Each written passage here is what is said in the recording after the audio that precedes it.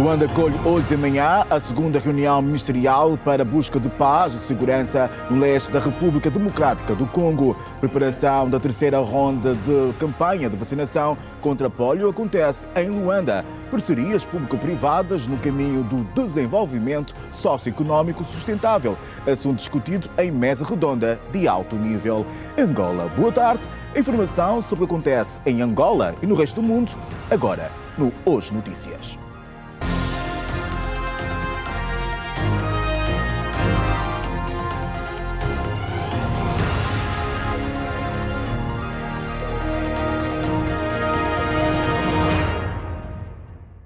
Seja bem-vindo ao Hoje Notícias. A proposta de paz duradoura para o conflito no leste da República Democrática do Congo, apresentada pelo Presidente da República, João Lourenço, no quadro das recentes visitas de trabalho a Kigali e Kinshasa, começa a ser discutida e negociada hoje em Luanda pelas delegações ministeriais da RDC e do Ruanda. O jornalista Alberto Capitão acompanha par e passo estas negociações. Alberto Capitão, boa tarde. Quais são os desenvolvimentos deste encontro? Ora, muito boa tarde. De resto, um encontro aguardado com alguma expectativa, mas o que sabemos é que deverá decorrer à porta fechada, à meio da tarde desta terça-feira, por volta das 14 horas, deve começar este encontro, que será orientado pelo Ministro das Relações Exteriores de Angola, Teta António, e deverão participar os Ministros das Relações Exteriores da República Democrática do Congo e também do Ruanda, e claro, também peritos ligados aos serviços de segurança dos três países. O que sabemos, de acordo com o que podemos apurar de uma fonte do Ministério das Relações Exteriores, o grande impasse nestas negociações continua a ser o M23, que não faz parte, desde já, do acordo de cessar-fogo assinado aqui em Luanda no passado dia 30 de julho, um acordo de cessar-fogo que está a vigorar desde o dia 4 de agosto e que continua a merecer grande apoio da comunidade internacional daquilo que são os esforços que Angola e o Presidente da República, João Lourenço, na qualidade de mediador destes esforços para a pacificação do leste da RDC, têm estado a envidar. Estamos recordados que no último fim de semana, em Harare, a capital do Zimbábue, o Presidente João Lourenço voltou a reafirmar o compromisso de Angola com a paz no leste da República Democrática do Congo, tendo dito mesmo que, enquanto mediador, Angola e ele, enquanto Presidente da República e campeão para a paz do continente africano, vai envidar todos os esforços para a pacificação do leste da República Democrática do Congo, uma região muito rica em ouro e minerais, daí também o interesse de vários grupos armados. Estamos aqui a afirmar que o M23 é só um dos mais de 100 grupos armados que atuam naquela região da República Democrática do Congo, muito por conta destes interesses que têm que ver com o ouro e outros minerais. Ora, a República Democrática do Congo acusa o Ruanda de apoiar o M23, este movimento armado que tem estado a causar instabilidade no leste da RDC desde 2021, mas a situação toda agravou-se em finais do ano passado. Números indicam que mais de 7 milhões de pessoas estão neste momento deslocadas, tiveram de abandonar as suas casas no leste da RDC, e também números que preocupam a Organização das Nações Unidas, a União Europeia e, claro, a União Africana e Angola enquanto a mediadora deste segmento. É que os conflitos na RDC são sempre um motivo de preocupação para Angola, tendo em conta a fronteira que os dois países partilham. Nesta última, na 44ª reunião dos chefes de Estado e de Governo que decorreu no Zimbábue, o Presidente da República, João Lourenço, manifestou uma vez mais a preocupação sobre as negociações para a paz, tendo dito que o primeiro passo foi alcançado, que é este cessar-fogo, mas a preocupação está mesmo com o M23, que não faz parte destas negociações, e de acordo com analistas de política internacional, se o M23, enquanto o grupo armado que tem estado a causar a instabilidade, não fizer parte deste mecanismo de negociações para a paz efetiva na RDC, a situação poderá perdurar por mais tempo, o que não se quer, daí que é então chamado o M23 a fazer parte destas negociações. Aqui, no Ministério das Relações Exteriores de Angola, nós apuramos que vão fazer parte desta reunião, como já fizemos menção, os ministros das Relações Exteriores dos 3 países, mas também os peritos de segurança que vão estar na mesma reunião para também apresentar aquilo que foram as discussões da última reunião de peritos. Na sequência do dia 30 de julho, aqui mesmo no Ministério das Relações Exteriores, peritos da República Democrática do Congo, do Ruanda e da Angola participaram de reuniões que decorreram à porta fechada para discutir os melhores caminhos para a paz no leste da República Democrática do Congo. Então, o que nós podemos aqui apurar é que estas entidades vão apresentar aos ministros das Relações Exteriores as ideias que devem ser agora aplicadas neste processo de negociação, na sequência também das visitas de trabalho que o presidente efetuou, primeiro a Ruanda, onde participou da tomada de posse de Paul Kagame para mais um mandato à frente dos destinos do Ruanda, e depois visitou a RDC para conversar com Félix Tshisekedi, e daí então esta reunião ministerial que vai acontecer aqui em Luanda nesta terça-feira, está marcada para as 14 horas aqui na capital angolana. Nós vamos continuar a acompanhar as incidências e tentar então apurar todos os momentos desta reunião para levar até a nossa audiência mais dados deste mecanismo de paz que continua a ser enviado aqui em Luanda para a região leste da RDC. Boa tarde. Capitão, boa tarde, tomamos boa nota. Qualquer novidade, por favor, chame-nos aqui nos estúdios centrais. Nós seguimos. São elevadas as expectativas em relação à reunião entre estas delegações ministeriais da RDC e do Ruanda, com vista ao fim das hostilidades na região leste da RDC, palco de um intenso conflito que se arrasta desde 2023, o que põe em causa a paz e a estabilidade nesta região da África Austral. A nova reunião ministerial entre a República Democrática do Congo e Ruanda segue as recentes visitas do presidente João Lourenço a Kigali e Kinshasa, onde entregou uma proposta de acordo de paz para os líderes Paul Kagame e Félix Tshisekedi. O especialista Oivaldo Mboko afirma que a diplomacia é a melhor abordagem para alcançar a paz definitiva na RDC. Neste momento, não são simplesmente as questões diplomáticas que devem ser tratadas, as questões militares também, porque entendemos nós que quando se fala de um cessar-fogo é fundamental que se assegure o cessar-fogo, e para se assegurar o cessar-fogo as questões militares são aqui chamadas, e o cumprimento das partes para a verificação se de facto o cessar-fogo está a ser cumprido. Eu penso que Angola tem estado a fazer o seu papel, muito em função dos interesses que o Estado angolano também tem, para a paz no leste da República Democrática do Congo. Mboko ressalta que Angola, como mediadora, não pode impor acordos, mas pode sugerir soluções para o conflito. Angola é, sem sombra de dúvida, um dos principais players do continente africano em matéria de gestão e resolução de conflitos. E penso que a proposta apresentada pelo Estado angolano é uma proposta que seja viável. Não sabemos de fundo o que é que está neste acordo de paz duradoura que o Estado angolano apresentou, mas penso eu que os especialistas angolanos e a própria diplomacia angolana fez a construção do perfil do conflito,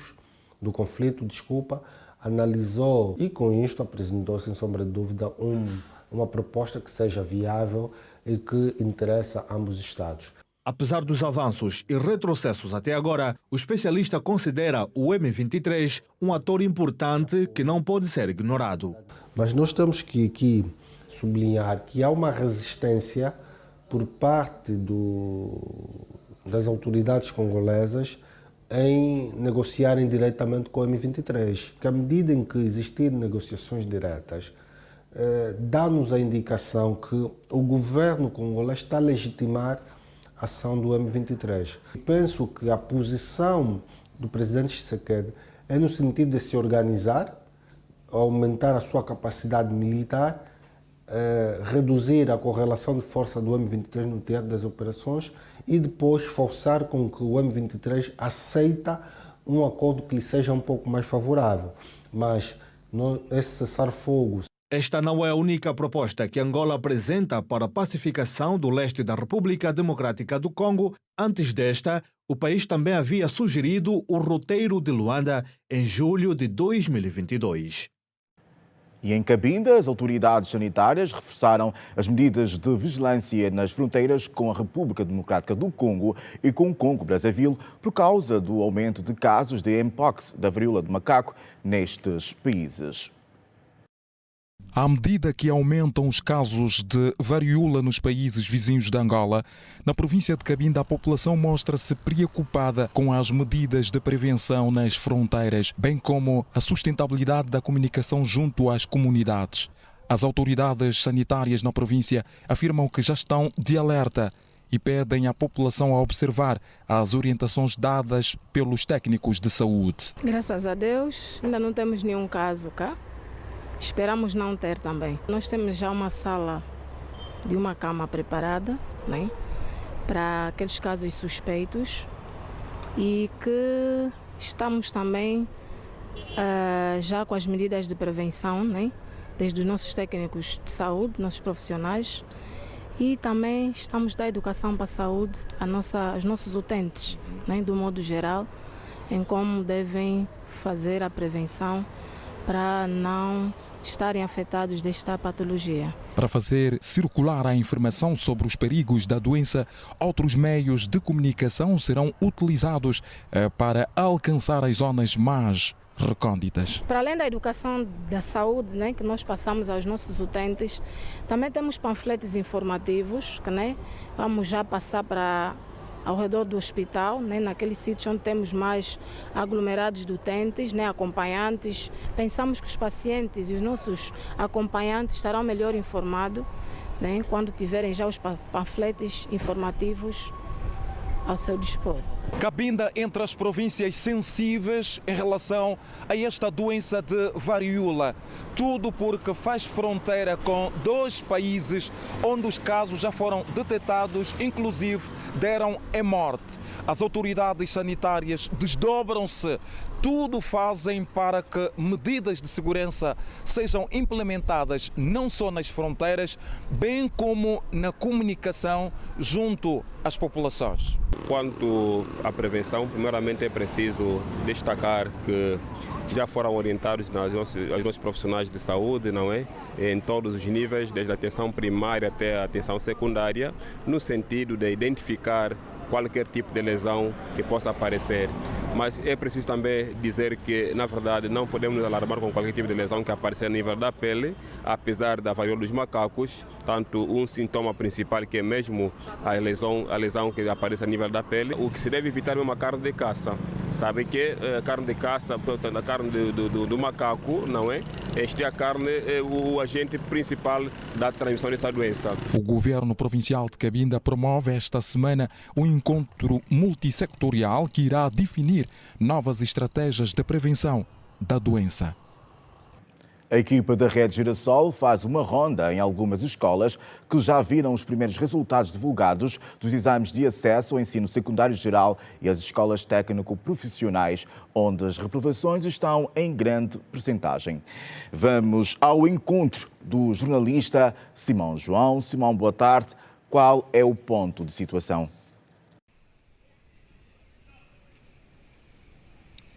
Viva, boa tarde, Adilson Garcia. De facto, aqui no Instituto Médio Industrial Simeão de Mucune, portanto, o ponto de situação é um tanto quanto negativo, podemos assim considerar, tendo em conta as notas dos resultados que em grande parte foram negativas, para preencher então as mais de 300 vagas que esta instituição de ensino reservou para os candidatos ao próximo ano letivo, que arranca já no mês de setembro. Ainda não foram afixadas as listas dos resultados definitivos dos testes realizados então no passado dia 12. Mas para mais detalhes eu vou agora à conversa com o subdiretor pedagógico desta instituição de ensino, João Gaila. Muito boa tarde, estamos em direto para a TV Girassol. Os resultados não foram os esperados aqui na instituição? Bem, nós fizemos um balanço e consideramos razoável, em função do tempo de preparação dos alunos e da fixação das listas. Eu acho que consideramos razoável, dentro do permitido. Foram mais de 300 vagas disponibilizadas aqui pela instituição. Em termos de resultados, aqueles que tiveram negativas, como é que deverão ser feitas para, portanto, por exemplo, serem repescados para preencher essas vagas que estão aqui reservadas? Bem, o próprio decreto acautelou essa situação. As instituições que têm por preencher vagas, então, se não conseguirem preencher as vagas que estão disponíveis, então eles podiam ir buscar os repescados. É o que nós fizemos, não conseguimos preencher o limite daquilo que nós necessitávamos, então tivemos que ir buscar os alunos com 9 e 8 valores. Portanto, os maiores números em termos de negativas. Exatamente. Priorizamos, isto é que está orientado, que se não se preencher o número de vagas que a instituição tem que se repescar então os que têm 9 e 8 valores. É o que nós fizemos. Estamos a falar de quantos, mais ou menos, só para termos... A volta de 150 alunos. 150 alunos. Exatamente. Sim. Como é que está em relação à fixação dos resultados? Para quando, uma vez que os encarregados de educação e também os próprios alunos manifestam a preocupação, tendo em conta o aproximar do ano letivo já para setembro? Bem, nós aconselhamos que tenham calma, que os resultados serão publicados amanhã, a partir das 9 horas, está seguro, e só chegarem aqui vão encontrar os resultados já fixados. Os resultados, ou seja, os testes foram realizados presencialmente. No ato da inscrição dos candidatos, houve também de forma presencial. Aqui não houve o modelo, por exemplo, online? Não. Nós não temos ainda condições para implementar o online. Fizemos todo a via presencial. E nesta altura vão contar com quantos estudantes para o próximo ano letivo? Próximo ano letivo, a volta de 2.500 estudantes. Quais são os cursos aqui administrados? Temos 7 cursos. Temos informática, gestão de informática, telecomunicações, automação, eletromecânica e energias renováveis. Está preparado para o arranque do ano letivo? Preparadíssimo, está todas as condições criadas. A partir do dia 12, então, nós vamos arrancar.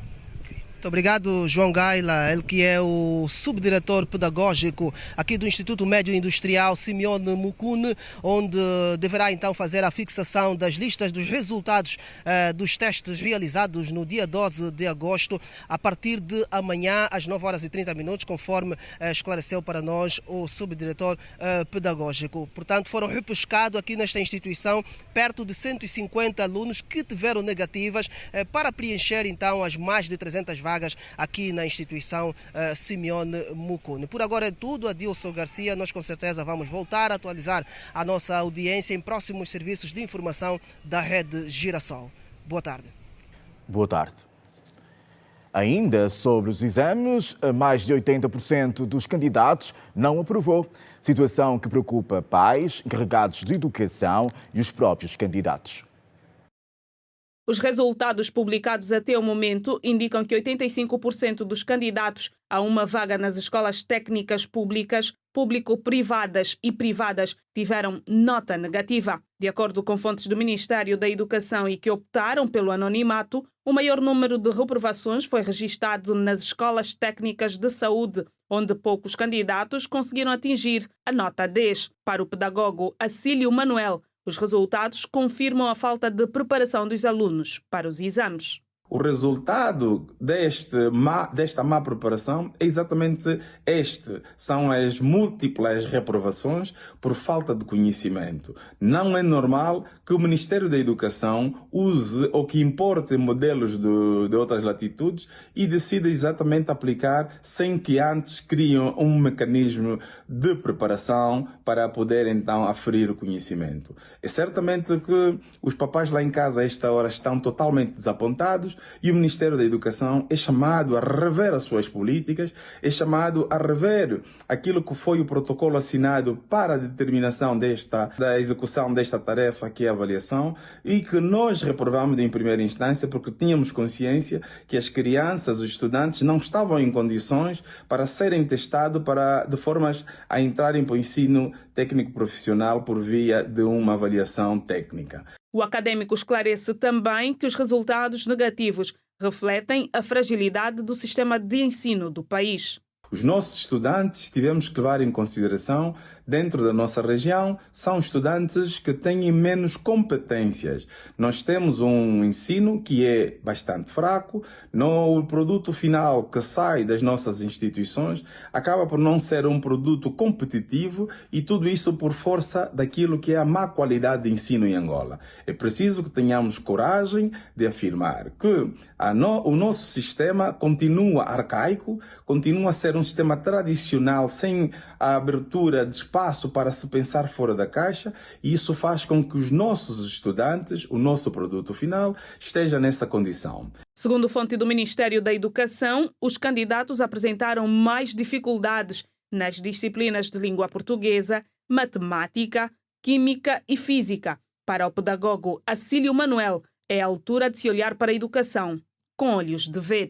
O país só consegue se desenvolver se olhar para a educação com os olhos de ver. Se continuarmos a brincar, a fazer com que nós pensemos que estamos a trabalhar e que estamos a melhorar a educação, então nós estaremos a fundar um sistema que de base temos consciência que já é péssimo. Nós temos um sistema péssimo, sem qualidade, e achamos que estamos bem e que estamos a caminhar para o futuro com olhos abertos. Não é verdade, é algo que precisamos rever e a educação não pode parar, a educação tem que continuar. O Ministério da Educação tem que autopenitenciar-se e rever com a máxima urgência esta medida, fazer com que ela seja exatamente suspensa, pelo menos nos próximos 3 anos, de formas a prepararmos melhor os estudantes para que esses tenham competências para poder responder no futuro às necessidades que a sociedade precisa. Está a ser realizado o encontro de avaliação do Programa Alargado de Vacinação e preparação da terceira ronda de campanha de vacinação contra a polio. Vale lembrar que já há disponibilidade de vacinas para crianças de todas as idades. Luanda acolhe o encontro do PAV sob a orientação da ministra Silvia Lutucuta. O detalhe da informação é com a jornalista Susana Ângelo. Susana, boa tarde. Quais são os seus apontamentos? Continuam as discussões à volta da avaliação do Programa Alargado de Vacinação pelo país e também aqui um encontro que está a servir de preparação para o lançamento da terceira fase da campanha de vacinação contra a poliomielite. Nós vamos muito rapidamente conversar com o secretário de Estado para a Saúde Pública, Carlos Pinto de Sousa. Senhora secretário, foram aqui apresentados alguns indicadores que mostram um retrocesso naquilo que tem a ver com a cobertura nacional de vacinação. O que é que está a acontecer? A falta de vacinas no país? Não, eu diria que não houve retrocesso. O que nós estamos a constatar é que há, portanto, em todo o país, tanto há áreas, há províncias que têm uma cobertura mais baixa que outras, porque há províncias também estão com taxas de cobertura da ordem dos 100%. Mas quando a maior parte das províncias está abaixo, não se considera isso uma preocupação? É uma preocupação, quer dizer que nós temos que trabalhar mais na mobilização das pessoas, trabalhar com a comunidade, nomeadamente as famílias, portanto, os líderes locais, para que haja um maior envolvimento. Este é um meio de prevenirmos a maior parte das doenças. O que acontece é que as pessoas fazem a primeira dose e depois já não fazem a segunda nem a terceira. Isto é um problema. Quando nós fizemos a avaliação, nós olhamos para o cartão de vacina e contabilizamos aqueles que têm doses completas. Se fizer uma dose, no cômputo, na avaliação de indicadores, não conta. O conta é ter as doses completas e aí sim é considerada a pessoa vacinada. Por isso é que eu faço esse apelo, que cumpram com o calendário.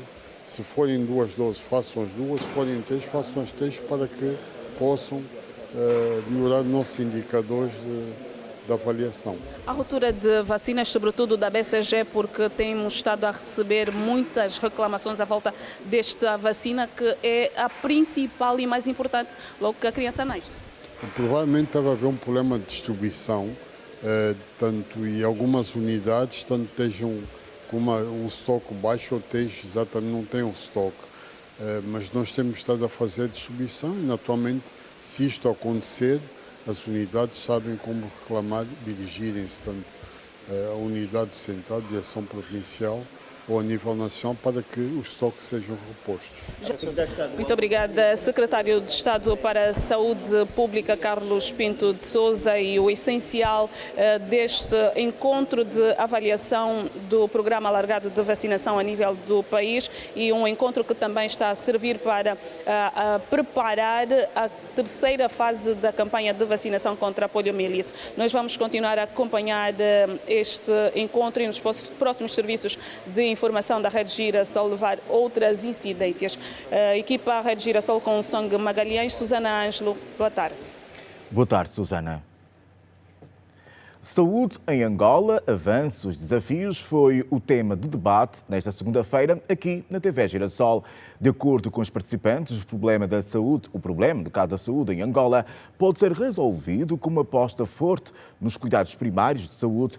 Para os participantes, a educação passa por aposta nos cuidados primários e deve ser feita pelas autoridades do setor.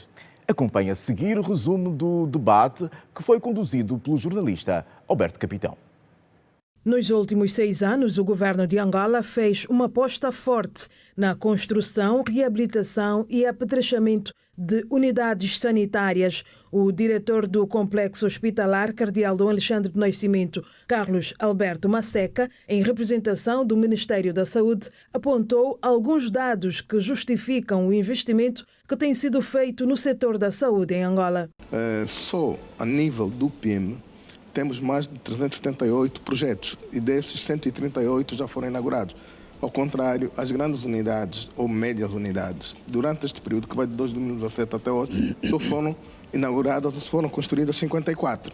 Provavelmente aqui também, e onde é que estão essas unidades, esses projetos que estão a nível do PIM, que eu disse que já 138 foram inaugurados, estão a nível dos municípios, comunas, e provavelmente não se dá a visibilidade necessária a essas unidades, mas maioritariamente os projetos que o governo está fazendo na área de saúde, em termos de infraestrutura, têm a ver com os cuidados primários de saúde. O especialista em saúde pública, Jeremias Agostinho, refere que a população angolana adoece muito em consequência de vários fatores, entre eles o saneamento básico. O médico explica que a atenção deve ser dada ao primeiro nível, que passa pelos postos e centros de saúde, e não ao terceiro nível. Dos boletins que são emitidos anualmente pela Direção Nacional de Saúde Pública, os boletins de 2018 e 2019, nestes 2 anos, aproximadamente 25 milhões de cidadãos procuraram pelo sistema de saúde para ver o seu problema resolvido. Deste grosso de 25 milhões, 19 milhões, que está mais ou menos em torno de 60% a 70%, procurou os serviços de saúde por doenças causadas pelo deficiente saneamento básico que nós temos. O investimento para o setor da saúde deveria ser pelo menos em 70% para o sistema primário. Nesse momento está em torno de 35% a 40%, pelo menos até 2022, que são os dados que o Ministério das Finanças tornou público numa cerimônia que eu tive a possibilidade de assistir, de presenciar. Então, este é um valor alocado para as unidades, estamos a falar só ainda das unidades do sistema terciário, que eu aconselharia a ser utilizado, por exemplo, no sistema primário. Maximiano Vitor, secretário-geral adjunto da Ordem dos Enfermeiros de Angola, disse no programa que o problema da saúde no país é transversal, por isso mesmo exige a ação de vários atores. O Sistema Nacional de Saúde está caracterizado na ápice pelas grandes doenças, pelas grandes patologias. Daí a nossa pressão é tratarmos essas doenças até baixarmos a um nível em que podemos inverter o quadro. Neste momento não dá para prestar maior atenção, porque na própria comunidade, com os indicadores sociodemográficos, pobreza, entre outras dificuldades que o Dr. Jeremias fez, isto dá pressão às unidades sanitárias. E dando pressão às unidades sanitárias, tu não tens como olhar o correto, é como se fosse um militar. O inimigo está a vir, aqui não tem que olhar ainda teorias, é todos nós unidos, marcamos os cordões de segurança para enfrentarmos aquilo que está a vir. Quanto à humanização no atendimento hospitalar, o representante da Ordem dos Médicos de Angola, Aldemiro Cocivila, defendeu mais empatia por parte dos profissionais para com os seus pacientes. Vai notar também que há uma tendência à melhoria no atendimento ao utente. Porém, isto é uma questão individual do cidadão, do elemento, do profissional de saúde. Ninguém vai ao hospital e contraria-me aqui alguém que tenha recebido um utente que foi lá só para rir com ele, só para dizer parabéns. As pessoas vão para os hospitais porque têm alguma situação de saúde. No entanto, do outro lado também está um profissional com os seus problemas pessoais. No entanto, há aqui essa necessidade que a ética de deontologia diz que é preciso separarmos aqui as águas.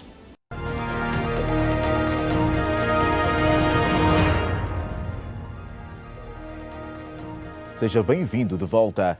Vamos falar agora de parcerias público-privadas que traduzem-se em acordos em que o governo e a iniciativa privada unem esforços para realizar e executar projetos e serviços de interesse público, em tese para o desenvolvimento sustentável de determinada região. Em Angola está a ser realizada uma mesa redonda de alto nível sobre o lema As parcerias público-privadas no caminho do desenvolvimento sustentável socioeconómico. Estendemos agora o sinal ao encontro do jornalista Francisco Soares. Soares encontra-se no Museu da Moeda, onde acontece o evento. Soares, boa tarde. Quais são os desenvolvimentos?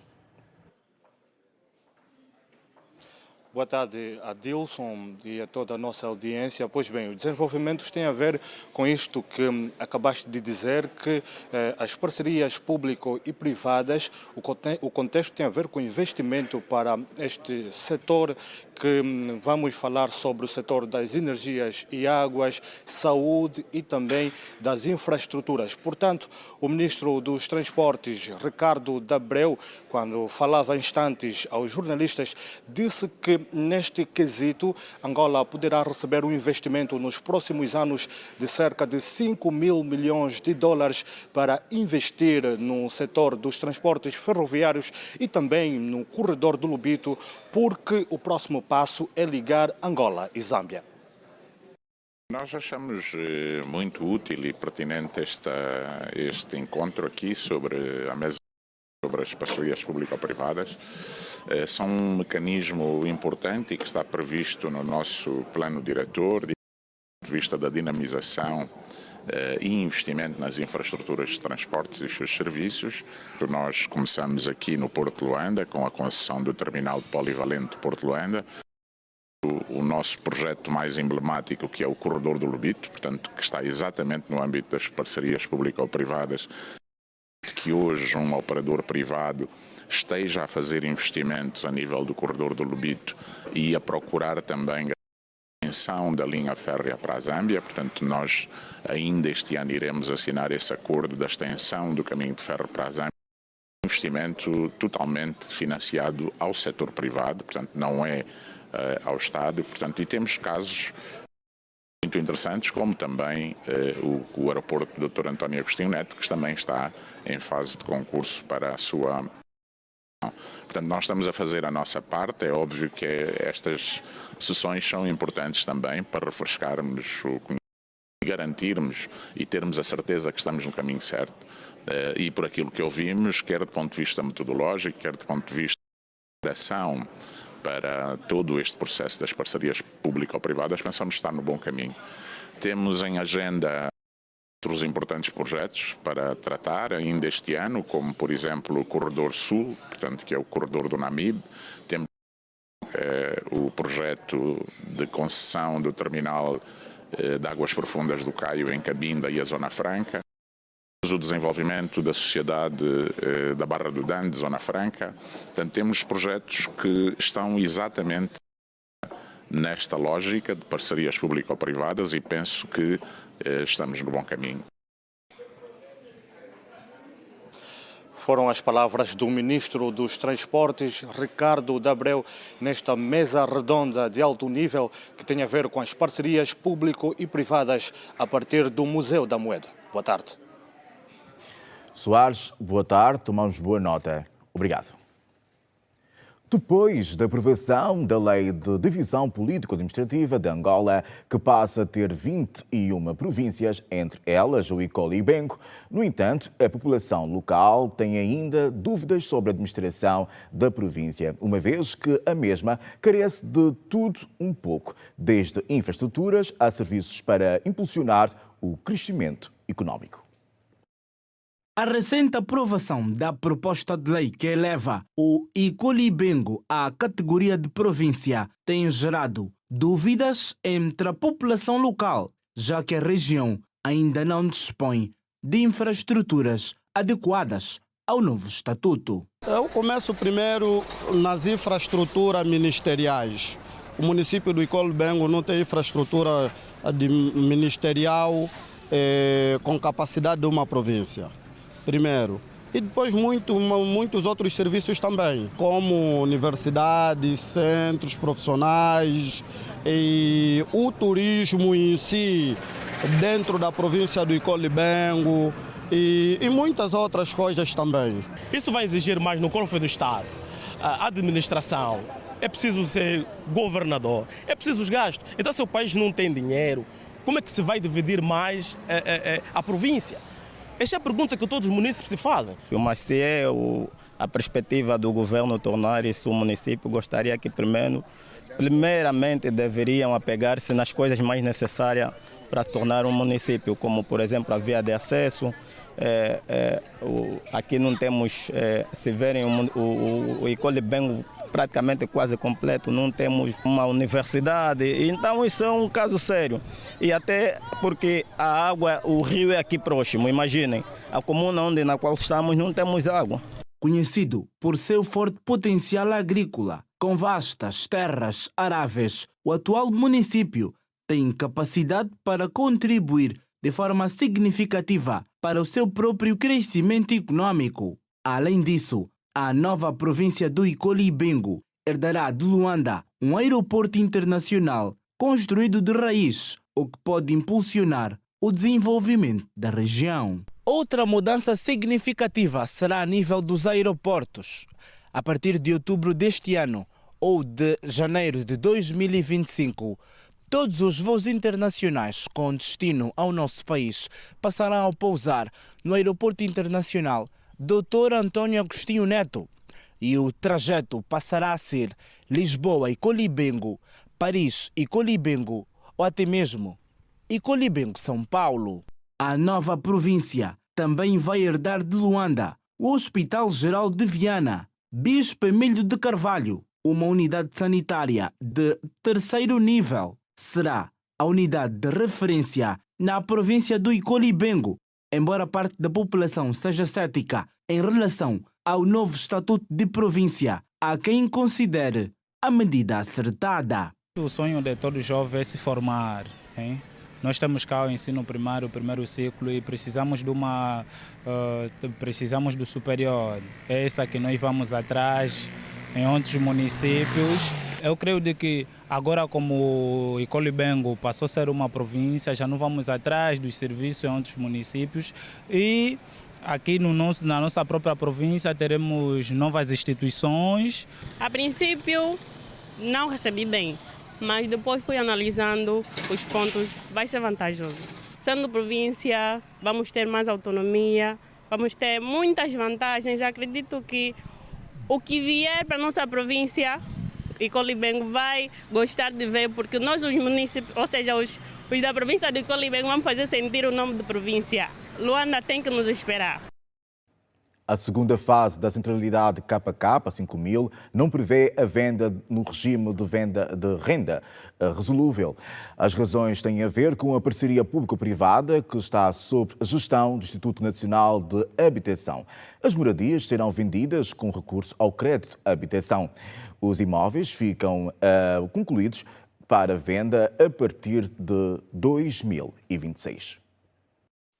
Para já, não existe um período previsto para o início da venda destas habitações, que devem estar concluídas em 2026. Só depois deste período é que arrancará o processo de comercialização nos moldes definidos pelo Instituto Nacional de Habitação e parceiros. Quem assim o diz é o diretor do Instituto Nacional de Habitação, que justifica que a medida foi concebida no sentido de se atrair parceiros com capacidade técnico-financeiras para o êxito do programa, que permitiu até o momento recuperar e duplicar vários imóveis no projeto habitacional. Existe um programa que está a ser gizado pelo Ministério das Obras Públicas, Urbanismo e Habitação, no sentido de, por via de parcerias com empresas privadas, reabilitarmos, portanto, esta urbanização. Devemos já dizer que foi feita uma revisão do projeto e, em princípio, a urbanização vai ser duplicada, portanto, vai passar a ter 10.800 habitações, ou seja, vamos duplicar a capacidade da urbanização. Antônio Silva Neto, que falava recentemente para a Rede Girassol no decurso de uma visita técnica à segunda fase do projeto habitacional KK 5000, esclareceu que as habitações serão vendidas com crédito à habitação por via do aviso 9 do Banco Nacional de Angola. O modelo da comercialização vai ser por via do aviso 9 do Banco Nacional de Angola, que dá instruções aos bancos comerciais para o crédito à habitação. E isto ainda não está aprovado, não é? Portanto, estamos a aguardar a aprovação deste pacote de construção e de comercialização para despoletarmos o processo. De acordo com o Banco Central, desde a entrada em vigor do aviso número 9 até abril deste ano, foram concedidos créditos à habitação e à construção num valor global de cerca de 70,27 mil milhões de kwanzas.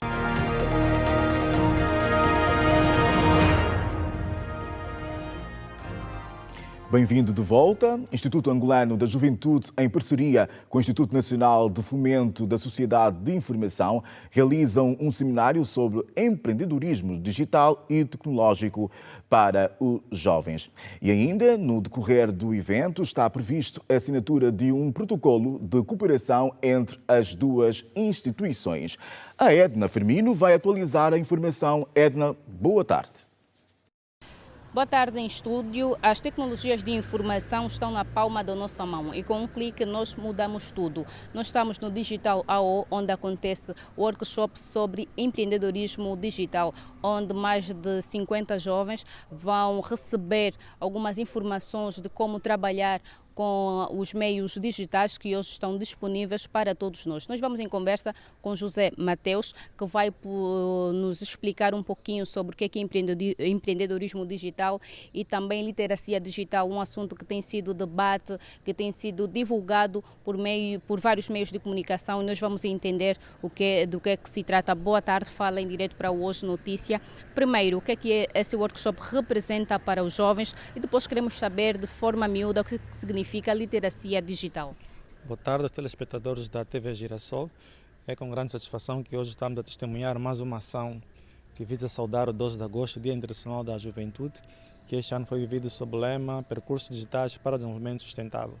Estamos aqui hoje a realizar esse seminário sobre empreendedorismo digital para os jovens, numa parceria com a Infose, como uma oportunidade para dotar os jovens de ferramentas técnicas, habilidades para facilitar a sua integração ao nível da literacia digital e para que esses jovens então hoje adquiram ferramentas para saberem como criar e desenvolver projetos de negócios aliada à dimensão digital ou à dimensão do empreendedorismo digital. Como sabemos, hoje cada vez mais torna-se evidente a integração dos jovens naquilo que está ligado à modernização tecnológica e queremos hoje então aliar essa dimensão da modernização tecnológica àquilo que é o espírito empreendedor dos jovens. Daí o binômio empreendedorismo digital, para que os jovens apresentem soluções ligadas aos problemas sociais, soluções relativamente à componente da empregabilidade, mas tendo como suporte, como recurso, aquilo que são os meios tecnológicos.